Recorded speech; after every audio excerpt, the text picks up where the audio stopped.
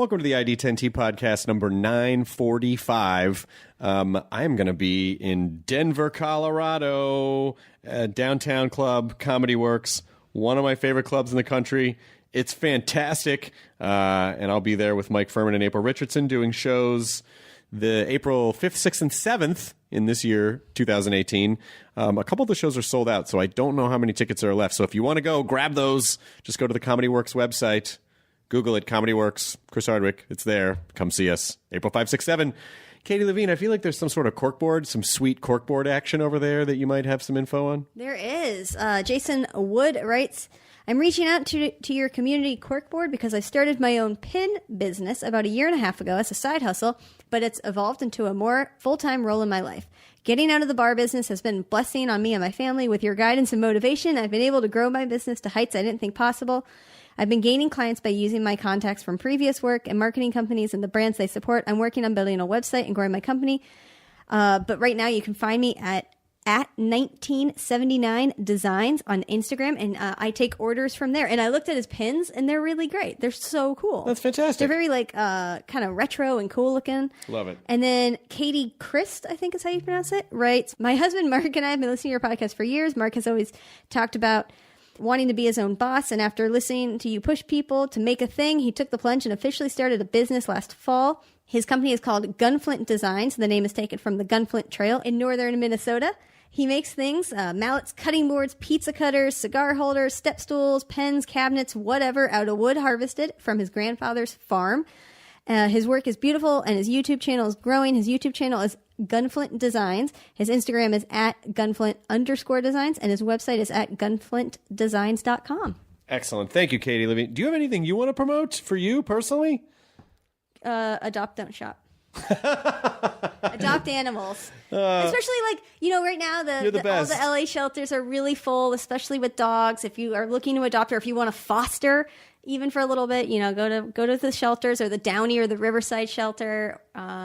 Those ones are especially high kill, so just adopt an animal. Excellent. Don't buy an animal. You're a very selfless person. I appreciate that. I would have said I have a show coming up or something, but you do it for the animals. I salute you, Katie Levine. This episode is Ed Helms' 4th appearance, we determined. Yeah, 4th. We've been doing this podcast a long time. It's not uncommon that, Ed, I guess Ed comes on every 2 years. But Ed, old friend of mine, comedy friend, was in The Office, he was in The Hangover, he's been in a million things, and now he's in a dramatic movie that Gaffigan's also in, Chappaquiddick. Yep. Which is in theaters April 6th. So go see that. Situation? But in different forms. This is the time where I should have known better than to come on. It's like you do it once. It's like what is this saying? The once bitten, twice. No, fool me once, fool me once, fool me twice. Fuck me, I guess. Yes, and now here I am again. And now you're here one more time. And this time, though, you're not going to be allowed to leave. I don't know. I'll never learn. Nope. This is 4. This is 4. Okay. We were both wrong. So the first time must have been around Bluegrass Situation, which was several years ago. 2011. That was right around Bluegrass Situation time at Largo. It was at Largo at the time. Yeah. And wait, so when does this air? This goes up soon. Oh, great! Because cool. Chappaquiddick's coming out. Yeah, that's right. The movie you're coming in. out, but also since you brought up Bluegrass Situation, so the Bluegrass Situation is like an online hub of bluegrass community, roots music in general. Yep. And now we're more just in the mode of kind of like producing shows around town. The festival thing was really tough because there are 100 million. I think at last count there were 100 million music festivals. About 100 million in the Los Angeles area. LA is a tough market to do anything. But actually this Friday is a tribute to Jerry Garcia at the theater at the Ace Hotel. Oh, wow. It's a Bluegrass Situation event. So it is bluegrass versions of Jerry Garcia songs? Not so much. I mean, but like the Bluegrass Situation is despite the name has kind of a broader oeuvre than just bluegrass. So it's people in the roots community The Watkins will be there, and many others. You've just made me think that I want to pull up one of my favorite covers of all time. Is a Grateful Dead bluegrass cover, which, hang on, here we go. That you did? No, I did not. Rice, oh wait, where'd it go? Rice, Hilleman, and Peterson. Oh, of course, yeah. Herb Peterson, and yeah, that's... I mean, Grateful Dead songs kind of lend themselves... A lot of them do. A lot of them were traditional old tunes. Do you know this cover?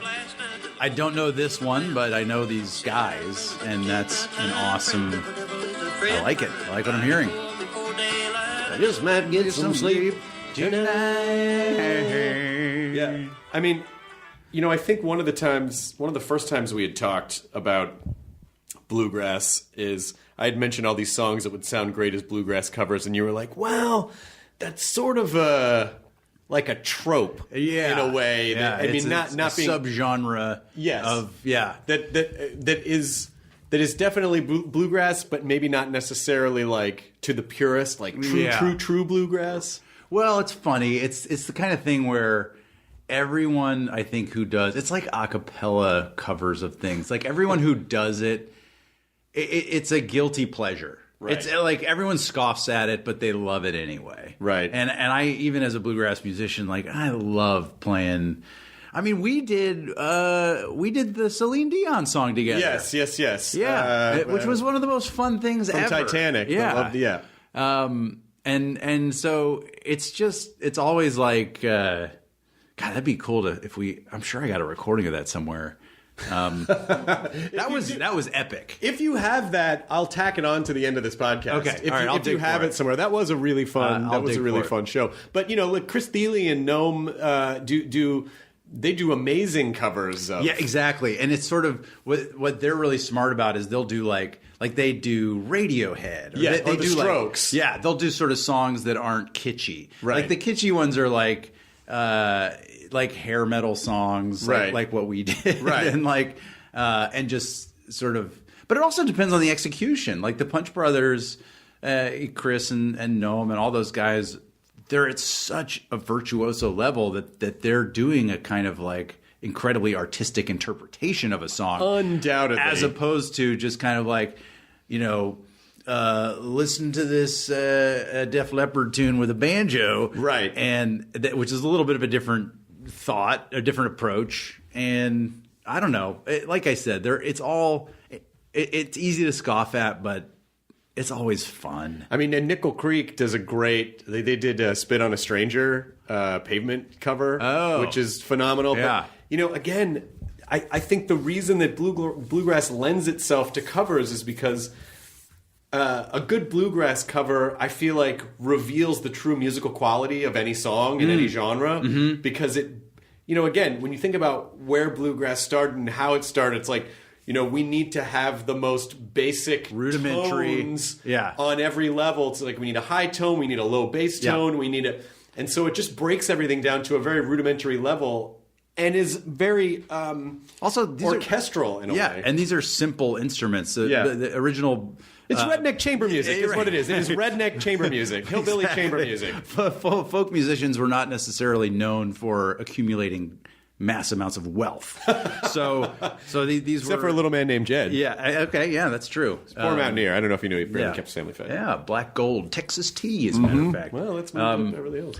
But yeah. So you're right. I remember trying to describe it to my cousin one time, who was like just learning an instrument, and I was like, and he was sending me a recording. What do you think of this? And I was like, well, it'll be so great when you add a guitar and a bass. I think he was playing a mandolin, and he was asking, well, what do those different instruments add? What's the deal? And you're right. It's like the guitar is the thick chord. Mm-hmm. The guitar sort of provides that thick, like all the tones of the chord. The bass gives you the kind of like just the drive and a very simple tonal kind of precision, and then you have the fiddle or the mandolin kind of doing a more ornate, just lyrical, simple straight line, and mandolins also chords sometimes, or sometimes the fiddles chopping chords. But you're right; it's the most rudimentary elements, and then a banjo is just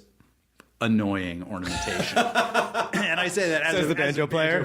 But then, when you get a good 2 or 3 part harmony in there, then that's a whole other section that rounds it all out. Then you're getting high lonesome. Yes. And then you're in a whole other area.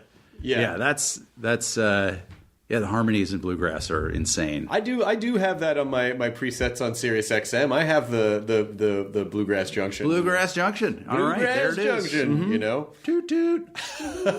And there are some, fantastic old recordings. We probably talked about this the last time, but there was a syndicated radio show maybe in the 40s, I think, in California, called the Maddox Brothers and Rose. And it was just fantastic, and they would it was very folksy, but the relationship was like, oh, they're all these siblings, and they're just hanging out and having a good old time. Yeah. Oh, hey, what are you guys up to? And they would break into a song, and it's just phenomenal. Like the old radio versions of bluegrass are also phenomenal because the recording quality adds a whole other incredible layer on top of it. Yeah, it's just like of this.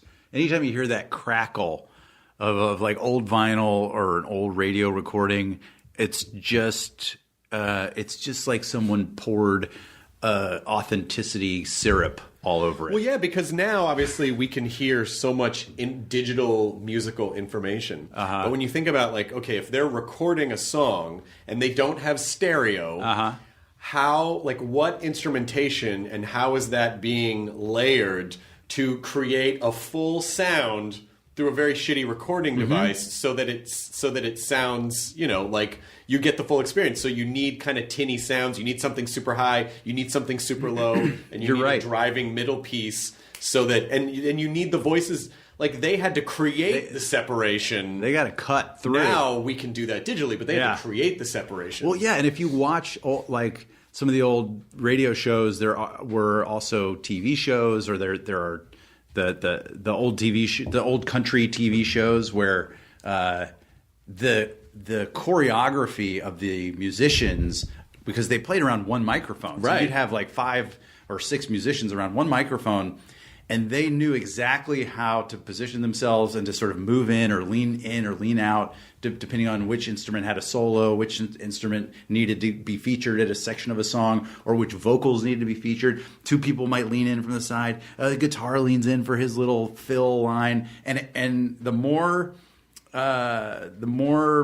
rehearsed a band was, the more seamless it all looked, and it's just this kind of organism. It's like this beautiful, elegant, and ultimately very pleasing sound. They didn't have GarageBand. They had to be GarageBand. They had to be that. They were GarageBand. All they had were garages. That's it. They were in a garage. Yeah. They were in a carriage hut. Yeah. And they had to. But it's you sort of see a version of that when they do "Oh Brother, We're Out There," where they're singing the "I'm a Man of Constant Sorrow." Yeah, you sort of see that play out a little bit. But for people who say, you know what, damn it, I'm inspired by this. It is time for me to start looking into this bluegrass thing. What are some good entry points for people that you recommend for bluegrass? Well, I think if you really want the kind of like old time experience, I would say look no further than Jimmy Martin and Bill Monroe,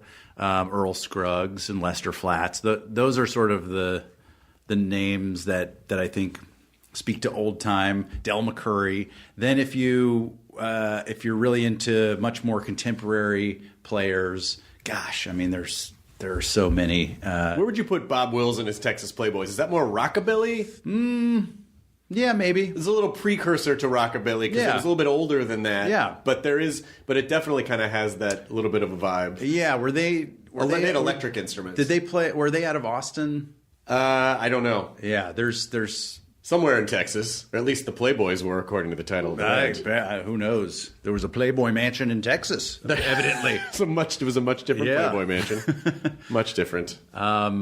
I don't know. There's just just Google bluegrass. Go to the bluegrass situation. Start clicking around. For Christ's sake, the answer was right there the whole time. There are artists of the month every month, and they're phenomenal. How often do you make time to practice? That's an awesome question, and I go in spurts. Like there'll be 3 weeks where I'm practicing maybe 2 hours a day, and then there will be 3-4 months, 6 months where I'm just shooting a thing. Just kind of picking up a guitar every now and then and plucking around.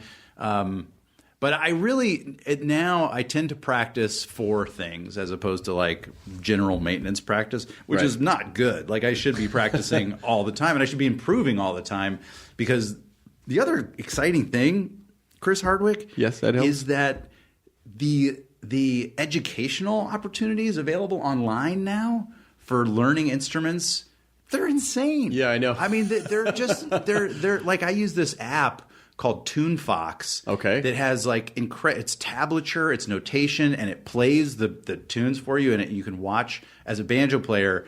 You typically don't read music, you read tablature, which is kind of a visual representation of where your fingers go. And it's like music, but it's a little different. And this app, like, it just makes it so easy. And you can learn stuff so fast, so much more quickly. It has built-in metronome, all these learning aids. It's so fun again. Like, practice was such a drag when I was a kid, trying to I can't learn this thing. I don't know how to practice. I don't know how to, your teacher gives you exercises, but they're just miserable. And then, and now, I don't know. It's like a joy. There's online lessons. Artistworks.com has great lessons. Have you ever thought about doing like a masterclass banjo thing? I feel like that would be sort of like maybe a high level intermediate class, not quite a master class. Okay. All right.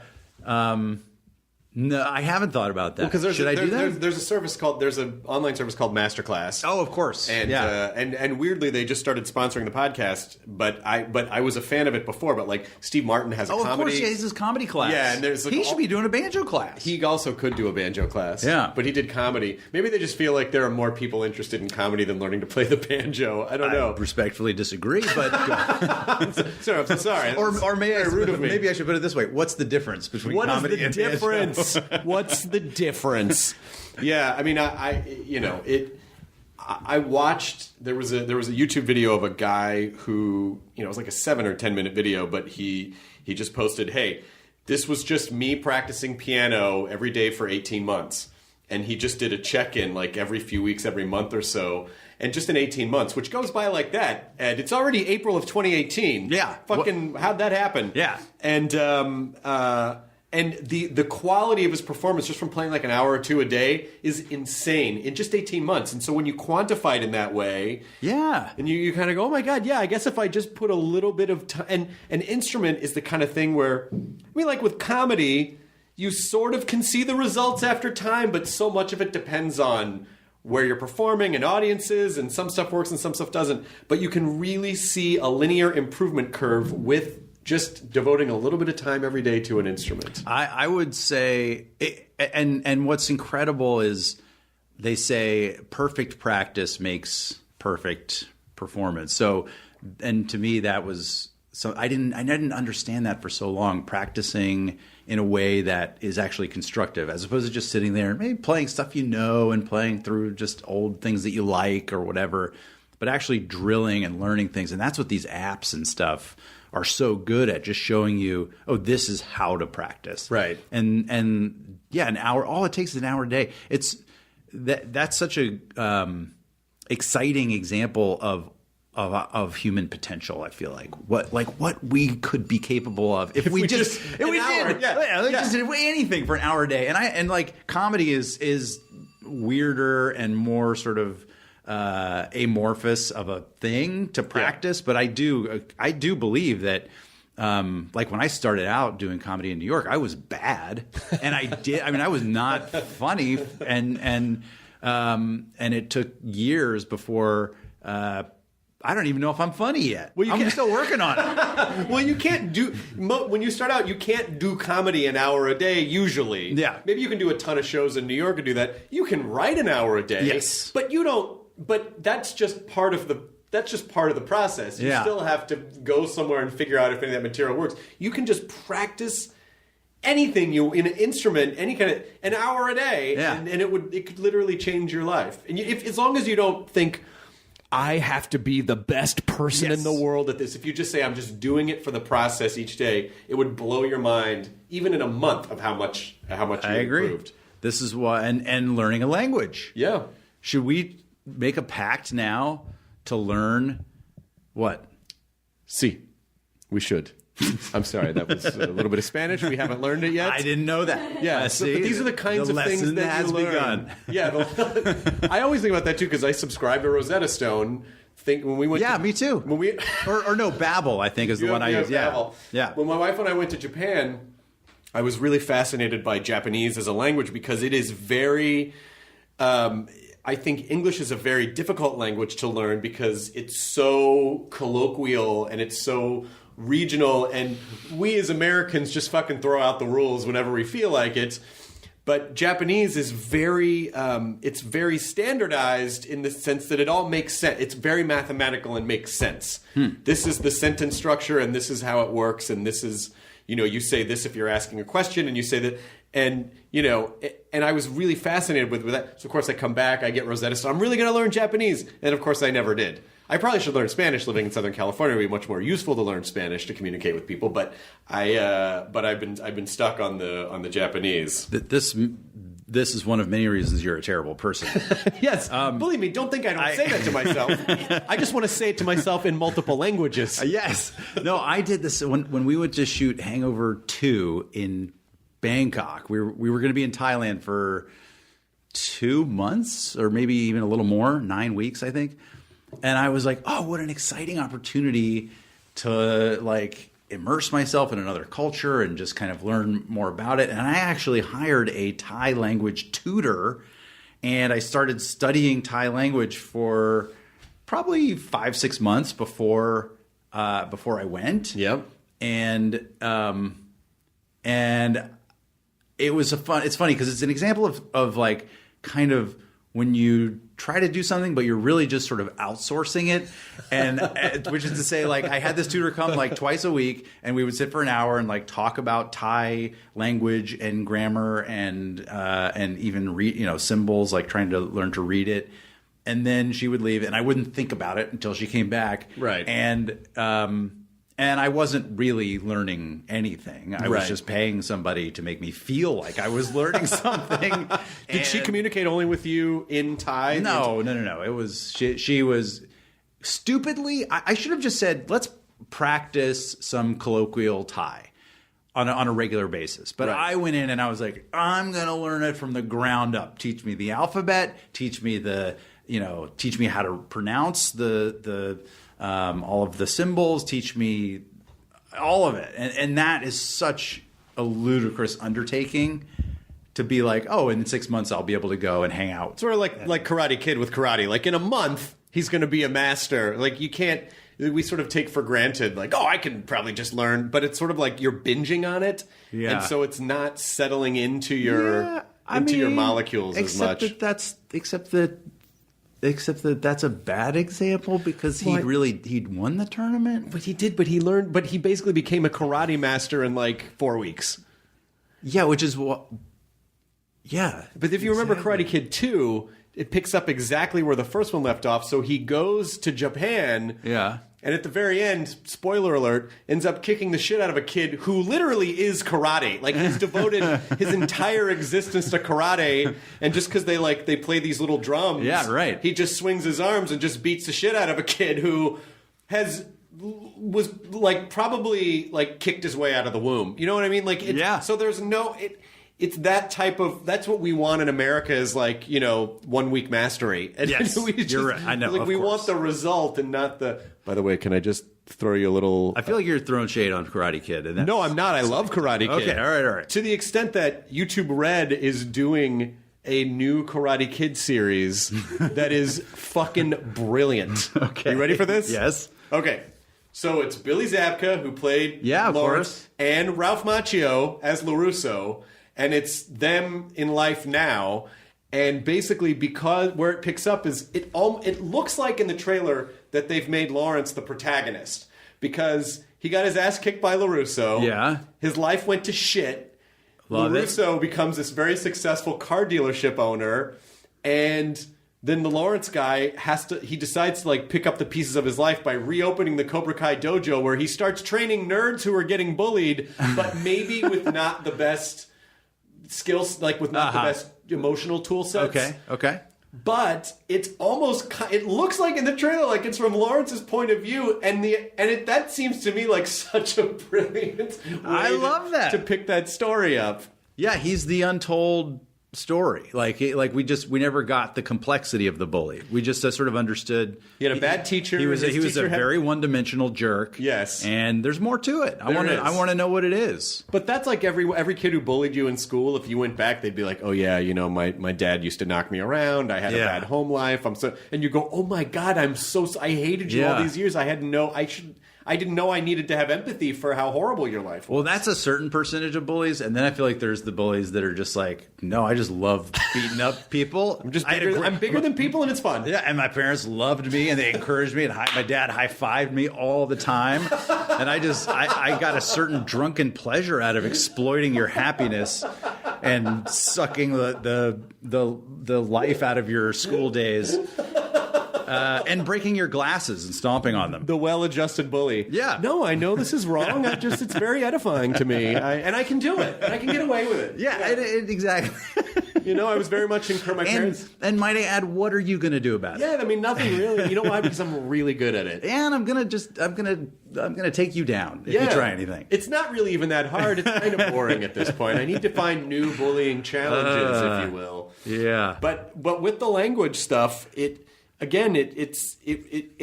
takes practice, and I think you need to be fully immersed. When I took my college language was Italian, and from day one they only spoke to us in Italian because there's a difference when you're young. You associate words with things, but when you're older, you tend to associate a foreign word to a word you already know and then to the thing. So there's a two-step process. Right. So I think you're not internalizing it as much because, if I look at this bottle here, I would say, bottega is a bottle, which is this thing, as opposed to just looking at that thing going, bottega. Yeah. So do you know, and did you retain any of the Thai language?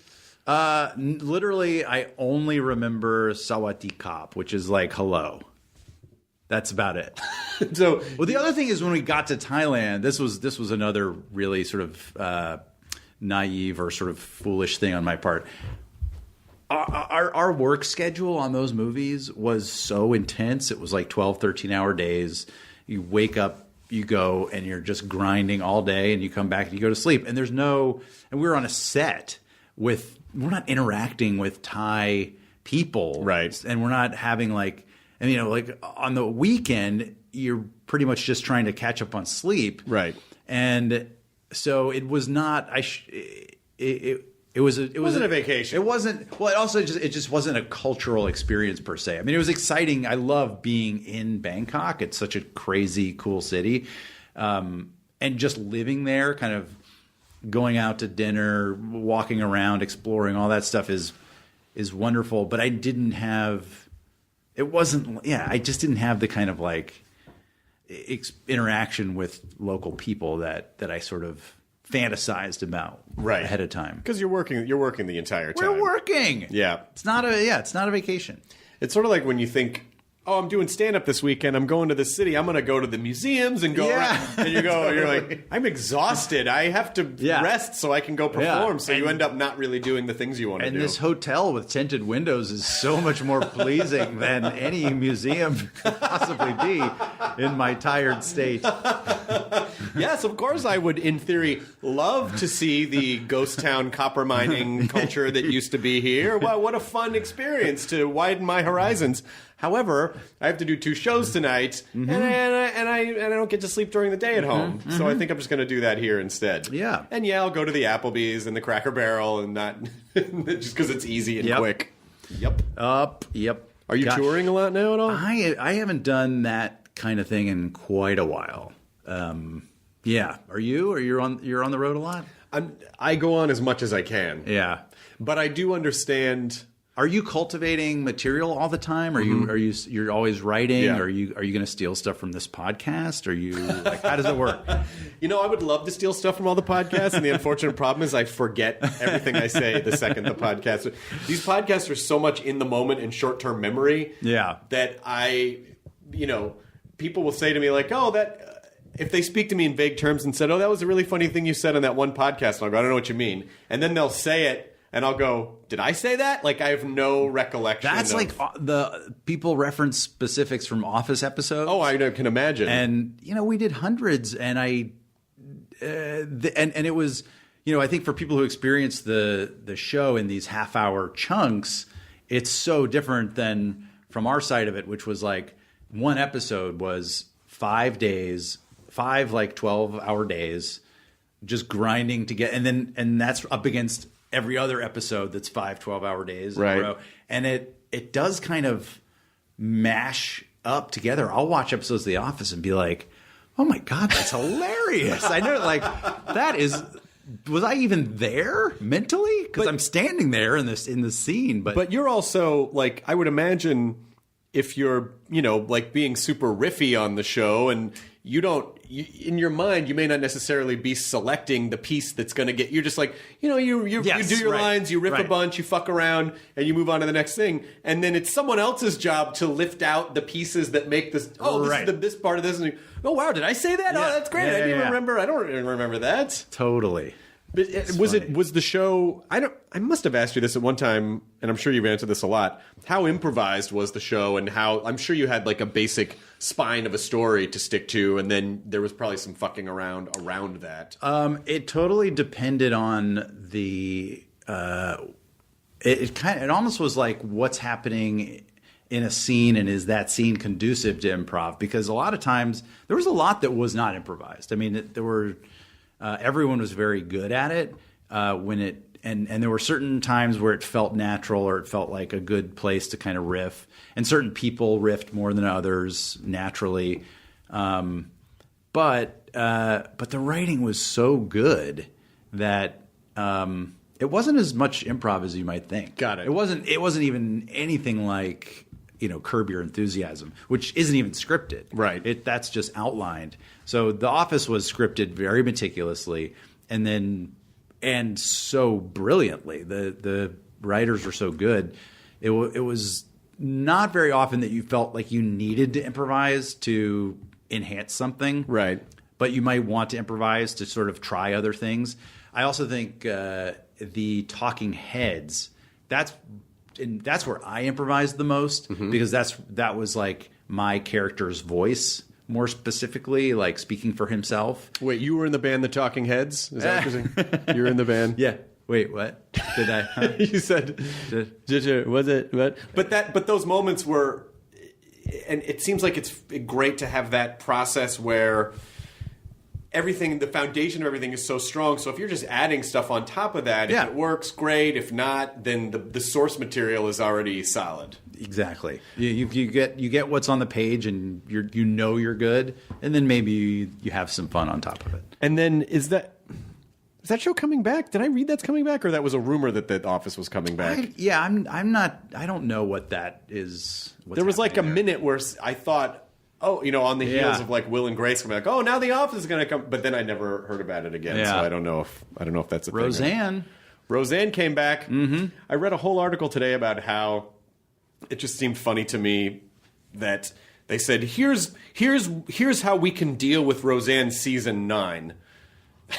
Like, we need to, because it's a sitcom. But I guess season 9 just got batshit crazy of Roseanne. At the beginning of the season, the Connors won the lottery.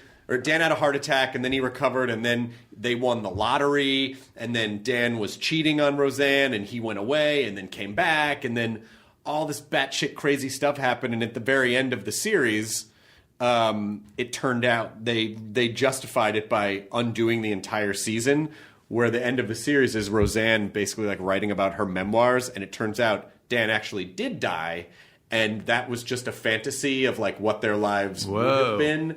And so it's like, okay, so if the show is back now, you kind of just need to pretend it's picking up from season 8 and not from crazy season, not from season 9. I never watched that show that much. That was one of the shows that I sort of caught now and then and chuckled at, but I was not a diehard fan. Were you? I did watch a lot of it. It was pretty revolutionary in terms of the voice of the show.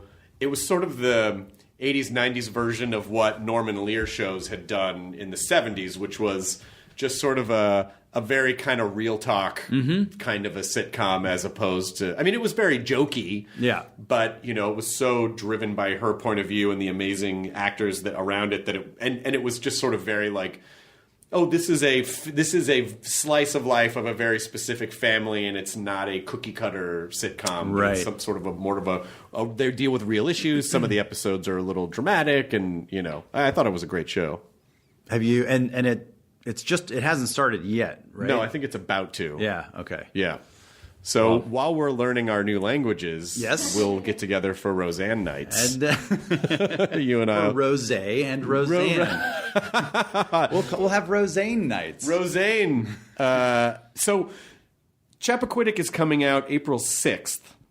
And they just sent me the link to it last night, so I haven't seen it yet. And what? I know, I'm sorry. Hit pause. Wait a minute. Watch it. And come back.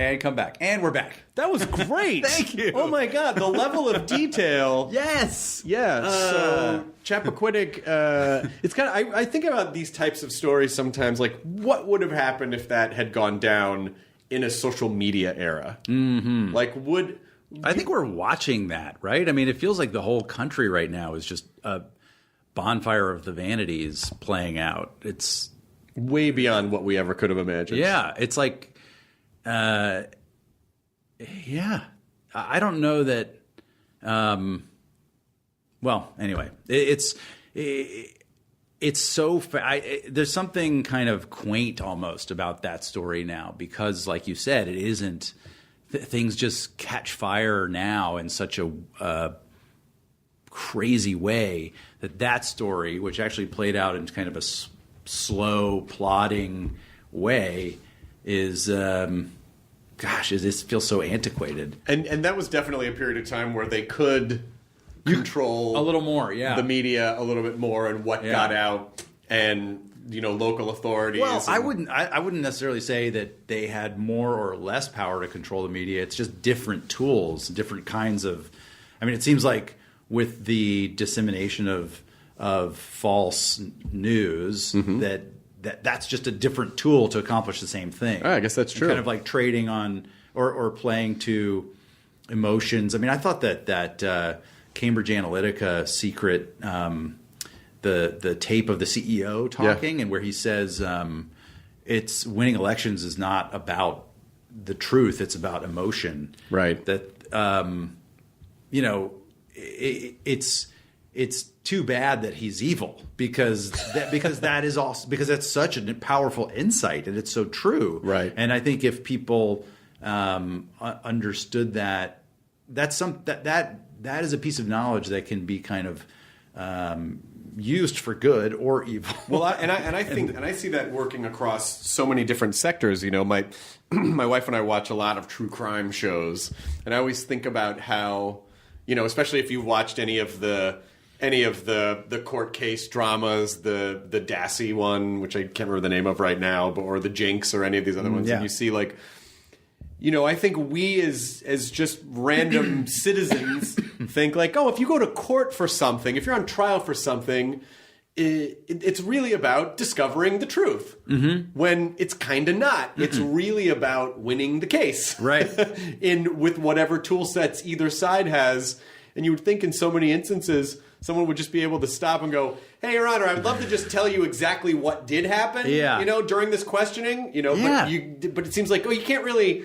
Well, but that, it's so funny you say that, because I would watch like old cop shows and stuff, or like legal dramas, and you'd see the lawyers try to manipulate a witness, and they would say, ask a question, and the witness would start to give an answer, and then the lawyer would say, nope, stop. Please answer the question. Yeah, stick with the question. But I always thought, well, didn't they just swear on the Bible to tell the whole truth and nothing but the whole truth?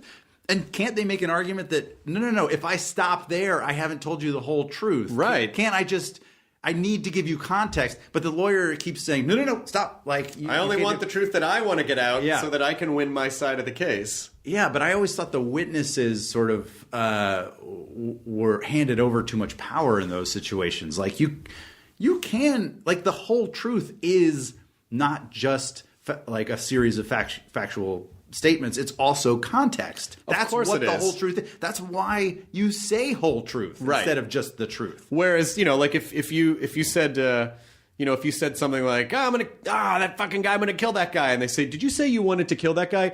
Well, yes, I did. Oh, that's all we needed. Oh, no, wait. I was at a comedy show. I was, or whatever. There's no context, and so maybe it just. I know it's the best system that we have, but it always kind of flips my mind a little bit when I think like, oh yeah, it's not necessarily about getting out the truth. It's about either side winning that case with whatever the protocols for the justice system that are in place are.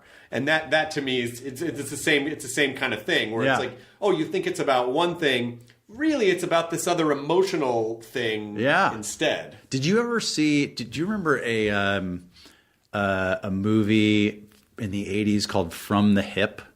Yeah, but I can't remember what Nelson.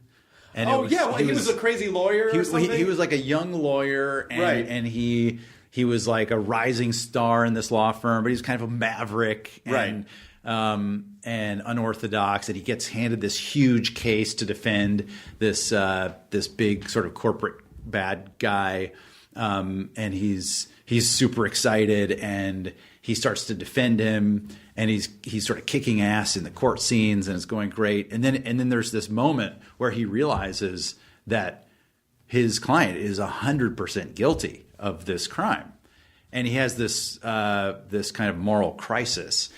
And there's this scene, and I don't know why. I think my dad was a lawyer. Maybe that's why I sort of like that paid so much attention to this movie. But because it's kind of a forgettable comedy. Right. But there's this moment where he goes to his boss, like a senior partner at the law firm, and he says, "How is it that what's ethical isn't moral?" Right. And I think that is such a powerful question, and it's something that people in power, in the media, in politics, just don't ask themselves enough. Like, what you can sort of like let yourself off the hook because what you're doing is ethical, right? But you don't, and that allows you to just sort of not analyze the morality of it. Well, and I think that's part of the chasm that's created because I think.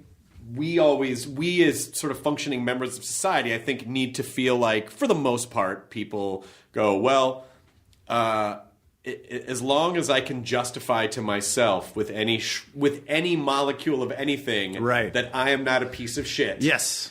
And so it is sort of picking and choosing those things and going, well, I'm following these rules. Yep. So that's just the system. I don't know what to say. That's just the system. I'm still a great guy. Yeah. and from the hip, it's kind of brilliant. He realizes his client is guilty, and so he kind of throws the case, but in a brilliant way where it looks like he's fighting for his client. I gotta watch this movie. I don't know. I mean, it may not hold up. I haven't seen it in 20 years or more, but it is. That for some reason that scene always stuck with me. Well, because it is a very valuable question now, and especially with the world the way it is, what's ethical, what's moral? Is it possible to be both? How do you even define? First of all, we have to collectively agree on. I mean, with ethics, there's some type of infrastructure in place that kind of defines those rules, but with morality, that's sort of a loosely agreed upon human idea that there's no, real rule book unless, you look at the Bible or or whatever sort There's of. lots of rule books. There are lots of rule There's books. thousands of rule books. There are lots of those rule books, but I mean, but they're not universal, Sure. like they're not standardized. It's sort of like you have to subscribe to one. Yeah. And so then it becomes a question of if I'm being moral, by whose morality am I adhering to, and if I have my own, does that impede on someone else's? I mean, it's so messy, and I think human beings do not like messy answers. We just need A or B. Yeah. Okay, A is this, B is this. Okay, good. I don't have time or energy to really go into C through Q. Oh my gosh. So how do we rectify that or justify that? I think it's a matter of just having a little bit of humility about your point of view, like, and just always kind of asking, am I sure I'm right? Right. Am I sure I'm right? And what I kind of envy about Donald Trump, in a way, is that he doesn't actually, to ask yourself, am I right, is kind of it complicates things. It makes things a little messy, and it makes things uncomfortable Creates sometimes. a lot more work. Yeah, it creates more work to justify your actions, and You might have to undo some things. and it actually creates it's actually really hard work to sleep at night when you ask yourself these questions. And Donald Trump just doesn't seem to ask himself that ever. And I don't know the guy and personally, but the aggressiveness with which he sort of like toes the line of his own perfection is I don't know, weirdly enviable to me. I like. What if he's just like at night, just this guy we don't see, where he's like, oh my God, everyone hates me. Everyone just hates me. I mean, I think to some degree that may have been poking at him, which is why, he would get so emotional on Twitter, because things would get under his skin. Yeah. But they were typically like vanity things. Right. But he can still keep it together in person. Like he doesn't, like in those debates, he never choked. Like usually someone who questions themselves, that's what a choke is. Can I tell you what, though? It was a classic example of the, just to reduce this to like a high school election where it's like you're running for president of the student body, and then you have people who are just like really taking it seriously, and there's one clown who's like, I'm just gonna fuck with the system. Yep, you're right. And the kid goes in, he was like, if I'm president, no homework. Yeah. And everyone's like, woo! Totally. And they're like, but the people who are adhering to what their traditional, maybe ethical base of rules are like, that's not possible. What do you mean no homework? I go, well, listen, you want homework, you want these people to work. I'm just saying I wouldn't do it, but whatever, fuck you guys. And like, this guy's the fucking best! And then that dude ends up getting elected, and then he's like, oh, fuck, I was just fucking around with you guys. Like, I didn't really want this. Yeah. Now I gotta do this, Yeah, and then his feet are held to the fire, and it's like, well, were you serious about no homework? And he's like, I never said that. No, you did. You definitely. Nope, I didn't. All right, well, he says he didn't. All right, well, I did. Then we have proof that I don't know. Whatever. No. Yeah. You're not. Isn't that funny that people in power being toppled by their own sort of shortcomings is predicated on them acknowledging their shortcomings. Well, and if you never acknowledge your shortcomings, you could just stay put like Trump's doing. It's insane. And I know that there are exceptions where that's not true and the other way does, where people do get toppled. But you're right. And I think part of it is we as, like most people, most empathetic people, or most people in general, do kind of prey on regret. Do you know what I mean? Like, yep. Have you ever been in a situation where you get in an argument with someone and then you're like, oh my God, I'm so sorry I messed up. And then they get madder. They're like, yeah, you fuck it. What they almost sort of, because it's very empowering to dominate someone in that way. Yeah. And if someone can't be dominated, some people just don't know what to do with that. Yeah. They're like, and they go, hey, you did this. Yeah. Well, but you need to know you did this. Yeah. What's the problem? Yeah. Well, you need to make amends. No. You need to take responsibility for it. No, fuck you. Yes, you do. Fuck you. God damn it, yes, no, you do. fuck you. Oh my God. Your shirt's ugly. Why fuck are you you. not taking My your shirt's. What are you talking about? I don't know what to. Exactly. It's just a brick wall. It is, and because there's no transfer of energy there. It's just constantly being reflected, and so people are like, I was not mentally prepared for this. He doesn't give a fuck. Yeah. I can't prey on that in any way because he doesn't. It's just, I can't find truth. I can't find like an agreed upon set of standards by which to measure ourselves. and now I would say that's a bad example, but other people were like, no, it doesn't. It just means do whatever you want and you don't have to fucking, like, no, fuck you. And then, the other thing that it creates is that if enough people are on your side, then no matter what happens, they'll, sort of like with Alex Jones or any of the InfoWars, if he ever would get in trouble for something, then his people would sort of write the story in their head of like, oh, well, this is just a conspiracy. Again, because he's the conspiracy guy. And so then your audience is sort of like protecting you because they don't want to violate their own core belief system because they don't want to say to themselves, is he right? If he's not right, that means I'm not right. Therefore, I must be right. Transitively, he is, of course, right. Yeah. And this is how that all ties together. And so, oh boy. It's just... There's a very peculiar hiccup in human psychology called the backfire effect, which is when you are presented with information that that totally contradicts what you hold dear, a core belief of yours. Not only, and it doesn't matter how convincing or conclusive this information or evidence is, if it contradicts a core belief or a core value of yours, you will not only not believe it, you will double down even harder on your original position. Yeah. And that's why Twitter is such a just nightmare of inefficient bloviating. Like there is no way to convince somebody of something that goes against their core values without much more circuitous and difficult tact. Well, they have to be willing to say, am I right? We have to be willing as a people to say I'm right. But what I'm saying is even somebody with the best intentions, even like an intellectually honest, very sort of humble person, if you challenge something that is core to their identity, they are going to push back. It triggers the same thing that that physical danger triggers, the fight or flight response. Right. The same thing happens mentally.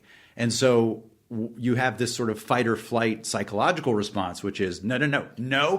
Because you have to protect your identity as much as you have to protect your physical body. Yes, and so it's like, that's exactly right. If you've ever been in a relationship with someone and then someone comes to you and goes, hey, I have video evidence of the person that you are with cheating or being an asshole, a lot of times people might just go, no, I don't want to, because they just can't. Yeah. And it's the same thing. Or like the person in Vegas who they start doubling down on their bets to make back the money they've lost. Like when all the evidence points to like, that doesn't really work, but it is very difficult to deconstruct and reconstruct the castle that you've built around your identity. Exactly. Well, and what you said about your sort of your psychological identity being just as precious to you as your physical personal safety. Right. Like that, and that is true. And that's why that fight or flight response isn't just a physiological thing, it's a psychological thing. And until people sort of understand that and ask themselves like, am I having a backfire effect right now? Is this something that I'm challenging for the wrong reasons, or for reasons that I'm not even aware of? Like until we have that level of humility on a broad scale, right? Then we're just going to get more and more fractured. That's true. More and more sort of angry at each other, and I don't like it. But some of it's on the responsibility of. I think some of the responsibility is ours when communicating with those people to absolutely not come at them, because if you come at them aggressively, they're going to be defensive. But if you really do try to listen and hear people, even if you don't agree with them, and you say to them like, I hear what you're saying, I really do. Here's why I think, here's where I'm coming from, though, and here's why I think these things. Then, in a way, acknowledging that you're listening to them complements their identity. Like right. it gives a compliment to their identity, so that you're accepting it. And then maybe they're a little more open to go, okay, as opposed to just throwing up the shields. because you're like, well, fuck you. How could you say that? That's the dumbest thing I've ever. Well, then you're not going to get anywhere. What you're saying is like we should be cordial to each other, and I agree. It doesn't always work. Like what we should lead with kindness, but it's hard to. Sometimes. It's hard. It's hard. It really is hard. It's hard to be kind to jerks and bullies. People who are professional bullies. But when we understand that, unless it's the type of all-star bully who's just really good at it, that we were talking about earlier. I love that. Yeah, I love that bully who's just so at ease with his bulliness. Well, it reminds me of the Merv Griffin elevator killer in Man with Two Brains. Do you remember that? No. There's a Man with Two Brains. There's an elevator killer in Europe, and Steve Martin gets on an elevator and he sees this girl being murdered, and the camera pans up and it's Merv Griffin. And he's like, Merv Griffin, you're the elevator killer? Like, it's been a mystery this entire movie. And he just goes, yeah, I've always loved to kill. I really enjoy it. But I got too famous back in the United States. And people were like, who is that lurking over there? Is that Merv Griffin? Oh, my God. So I came here. He's just so like, yeah, I'm really good at it. I don't know what to say. I love it. But it is that good. But for most bullies, though, I do think they're hurt, they're damaged and hurt. And so they're extra aggressive and defensive because they're sad or hurt or they lack a certain amount of control in their life, and so this is how they feel like they have that control. And so I don't think we should, whatever. Some people are just fucking dicks and they need to be stopped. But I do think sometimes if we approach some of these, and not all, but if we approach some of these people with at least the ability to be open to hearing them, that they might open up so that we can kind of get in and help them to undo.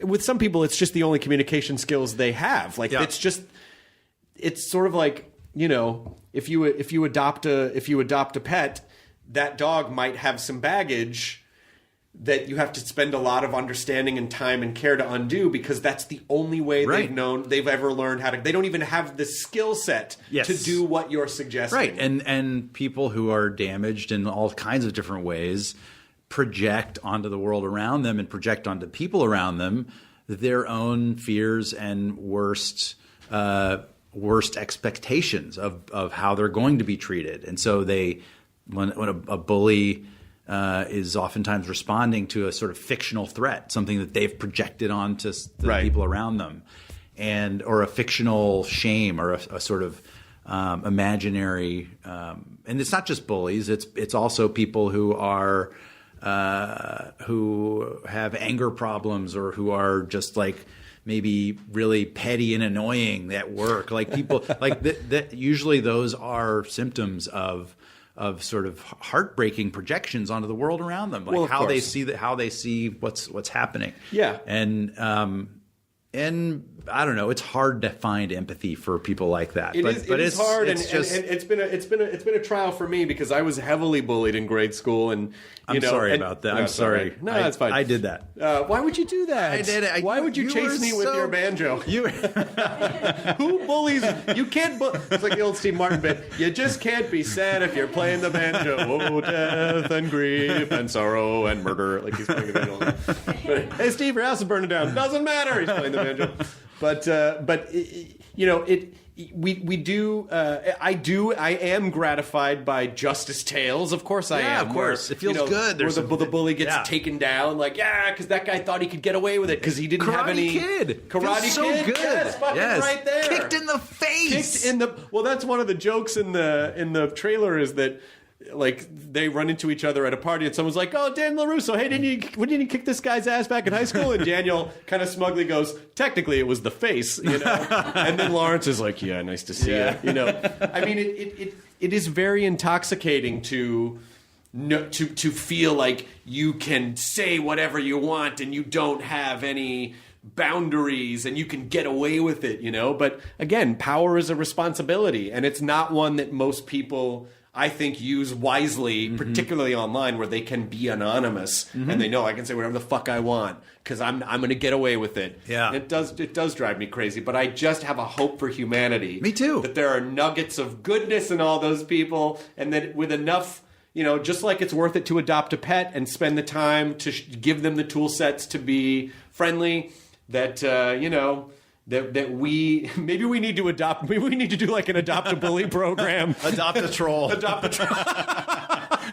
There's like a troll adoption every third Sunday at the Gelsons. Yes. And like this little troll in a cage, like, fuck you, piece of shit, fuck you. Oh, this one's, I don't know. We found him on the streets of Pacoima. He was just tweeting incessantly on his iPhone, sitting on a public, fuck bus. You, you're fat and stupid. Yeah. Oh, look at that. Oh, we're gonna do some work with him, though. We're gonna do some work with him. Yeah, we're just gonna work it out. Well, my mom has a bully cat. Like, my mom has the most adorable, fluffy cat who's a fucking bully.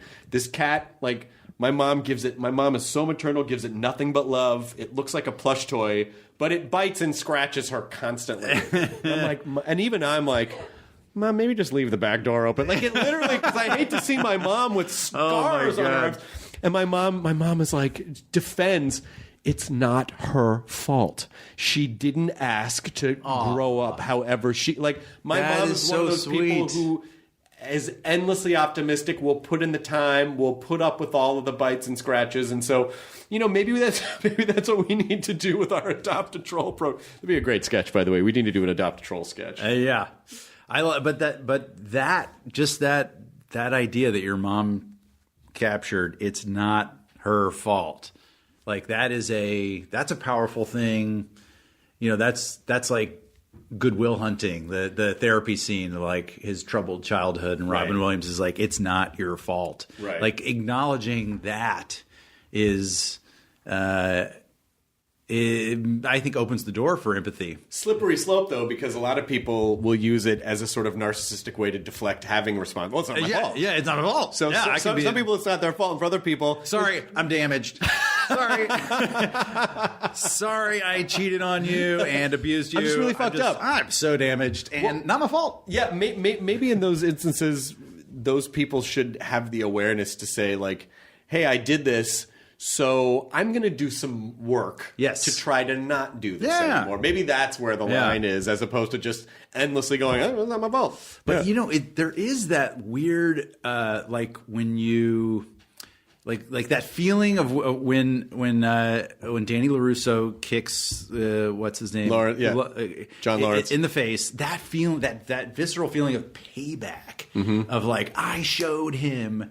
That is like a troll's fuel. Yeah, of course. And how do you neutralize that fuel? Because it's rarely like in the case of the Karate Kid, like, he won, and he got a trophy, and it was so clear that he was like victorious both morally and ethically and across the board. Right. But in the case of a troll, they fire off something in a comment section, and it's like, I won that thing, but they didn't. Right. And it had no impact. But they still got that feeling. They got that rush. Well, the bummer thing about trolls is that, yes, there is that very stereotypical idea of like, oh, it's just a sweaty guy in a basement whose life is bullshit. But then you start finding out, like, some of them are just like, just dudes with normal lives who it's just... There was a whole storyline on South Park last season about how Kyle's father was trolling people, and he was just saying the worst things online. He was like, I'm just doing it for the lulz. Like, there are people who, like...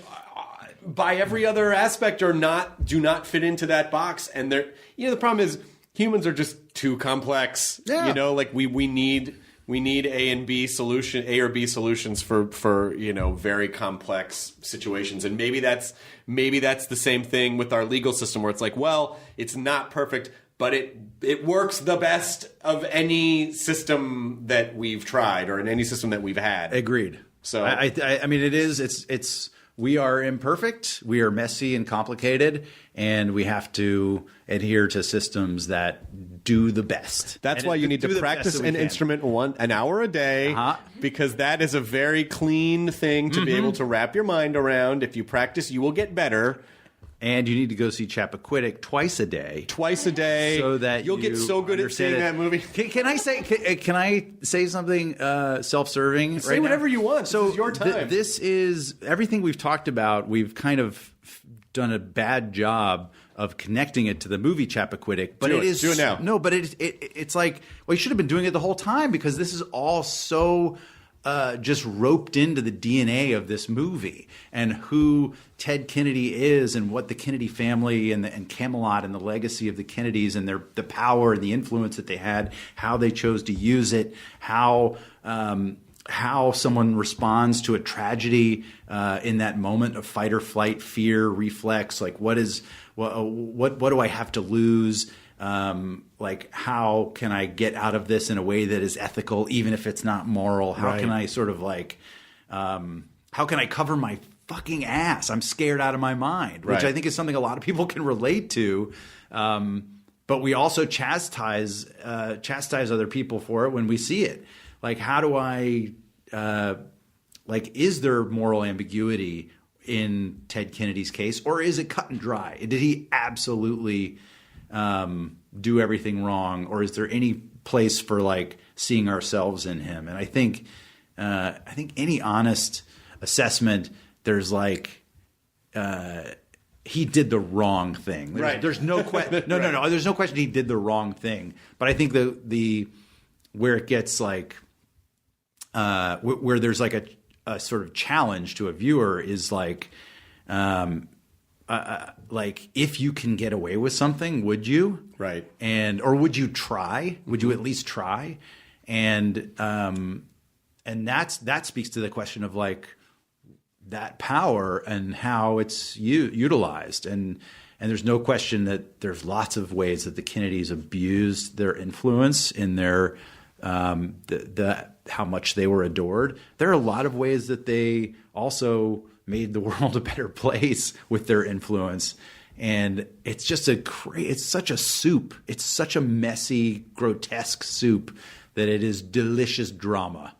And after you did this movie, did you have a different point of view on everything by the end of it, or did you come out of it kind of where you were? I don't know. I think it reinforced for me just the complexity of our heroes. Like, I grew up in a family that definitely venerated the Kennedy family and thought that, and I do think that the sort of public values that the Kennedys espoused are worthy of admiration.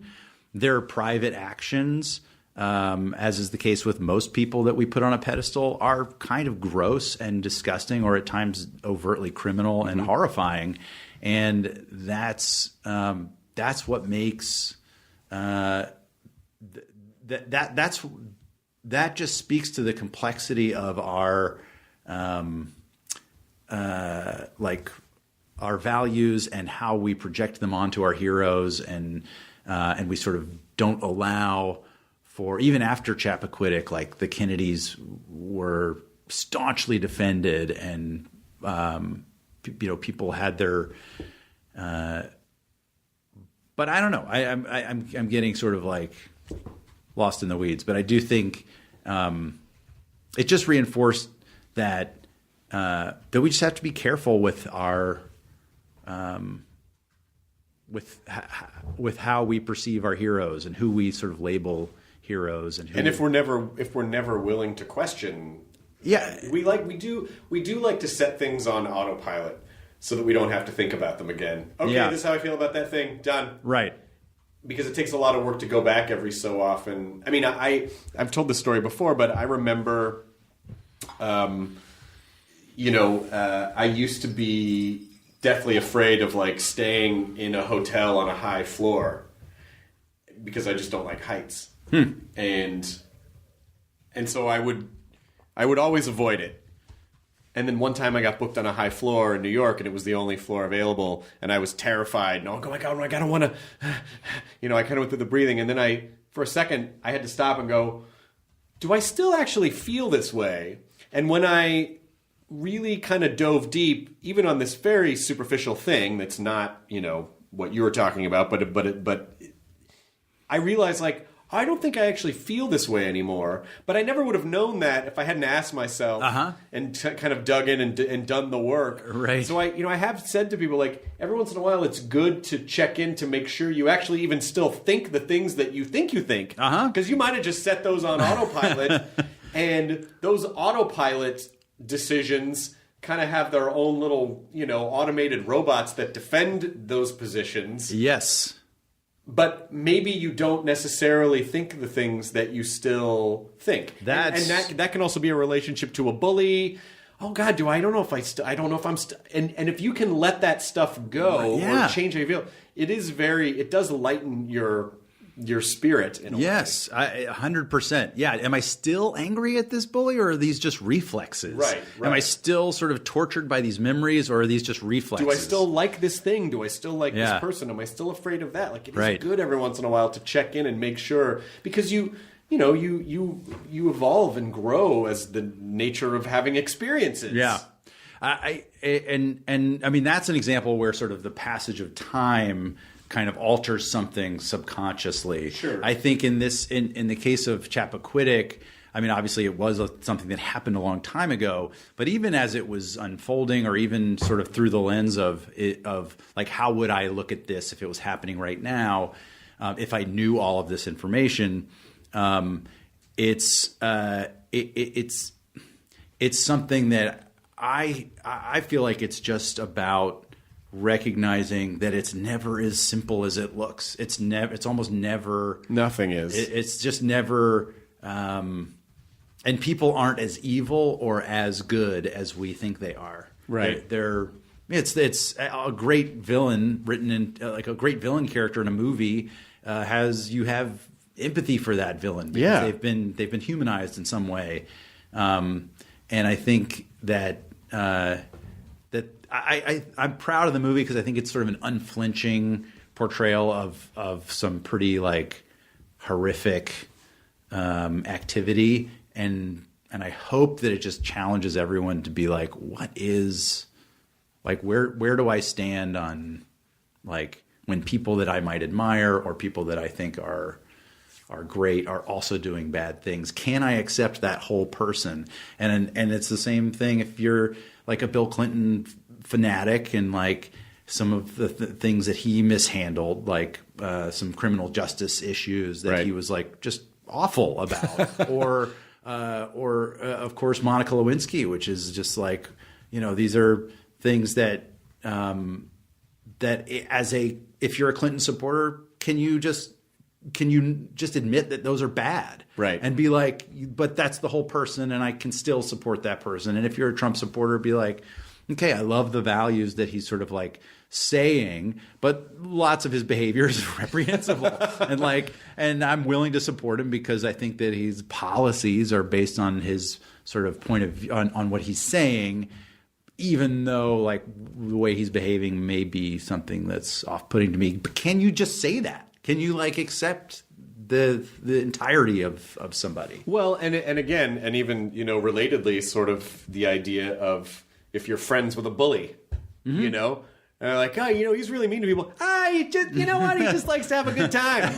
It's like, like the idea of what people even think of as acceptable or reprehensible or whatever. They might, it doesn't, Oh yeah. It doesn't even matter. Yeah. Like my friend has 3 boys that are like 6 and under, and the middle one is just a fucking cool kid. Like he's definitely going to be the lead singer of a rock band or something, but his parents don't put him in leather jackets, but he likes to wear like cool like rock clothes. Mm-hmm. He's like 4.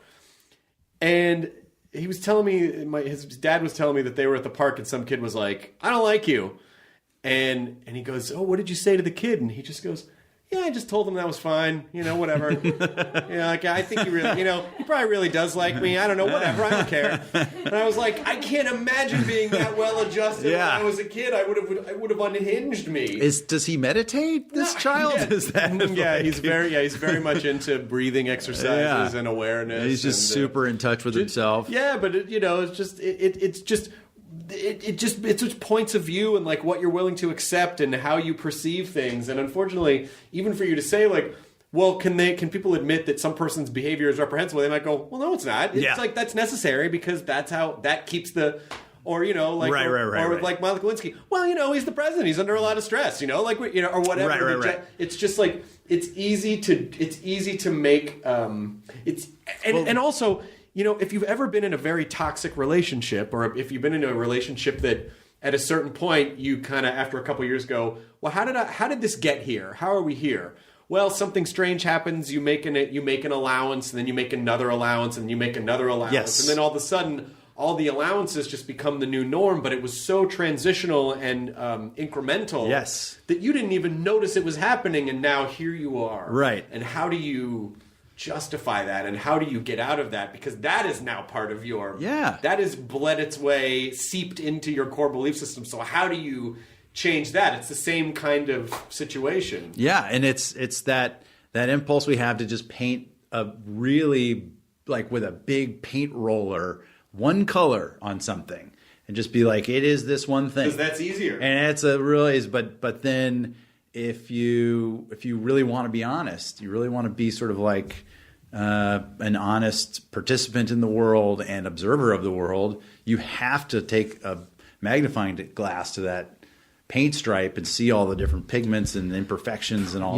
It's all short-term versus long-term arguments, where most things that are easy in the short term become difficult in the long term. So if it's easy to just like paint everything one, that's just easy now. Yes. Well, later on, you're right. You're gonna have to deal with it. Where it's like, the same thing of like, I don't need to hire a plumber. I'll just fix this. It'll be easier now. And then 3 times the amount you would have paid later because you fucked everything up in the moment. It's like convenience. Emotional convenience too, can be the enemy of long-term, for sure, of long-term happiness or long-term fruitfulness or health, long-term health, self-love and edification. It's easier to have this drink now. It's easier to do this now. It's easier to make this allowance now. It's easier to not. It's easy, just repress this. It's easier to not spend an hour a day learning a new thing because it's hard. But but over time.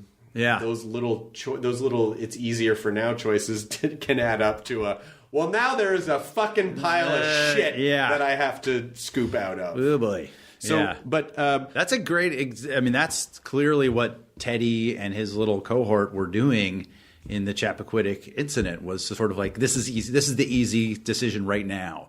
Like I can try to sort of like punt the responsibility in this little way, and then shift this aside and move this, and then 10 hours later, it's like, the enormity of it, like the scale of this like tragedy starts to soak in, and you made some bad decisions. Well, I'm also very excited for you for being in a big-time fancy drama movie. Thank you. Which, it can be a very challenging thing for people who do a lot of comedy to... I tend to think funny people make amazing dramatic actors because... with comedy is a certain amount of damage, and with damage is a certain amount of depth. And if comedy people can access that, I don't know if you think of yourself as a comedy person, but I think a lot of people would think, Ed does a lot of comedy. Of course, done a lot of big box comedy. That's all I cared about for most of my career. And all of a sudden now I'm kind of like, well, how do I mix it up a little bit? And I'll be honest, I tried to make Chappaquiddick funny. I riffed, I improvised, and they didn't use any of it. There's a whole other movie that didn't get, that's out there that if they had cut it differently. But no, it's been a really fun challenge. I don't know, just another challenge because some of my favorite actors have gone that sort of comedy to dramatic arc, and I for a long time I never even saw the appeal. I remember telling my agents early on, like, I just want to do like the movies I saw, the Chris Farley movies. You want to do David the From the Hip reboot. Yeah. All the big summer comedies that I grew up loving, the Austin Powers and all that stuff, that's all I wanted to do for so long. But now for some reason, I hate this word, but maybe there's some like maturity kicking in. Maybe. And I'm like starting to hit mid-40s, and I don't laugh as easily at the same dumb things. Like I still think farts are funny, but I don't think they're as funny as I did maybe like 10 years ago. Well, that's a problem. They're still really funny. They're super funny. Maybe you should talk to a therapist or something, because that doesn't even make sense. That's a flaw. Yeah. But yeah, so it's just been a really fun journey. And what was really cool on this movie is that one of my co-stars is Jim Gaffigan, who is, as you know, one of the greatest stand-ups of all time. Yeah. And someone who I knew when I first started doing stand-up in New York. in the 90s, Jim was like a little more established than me and was always so cool and nice to me and someone I looked up to.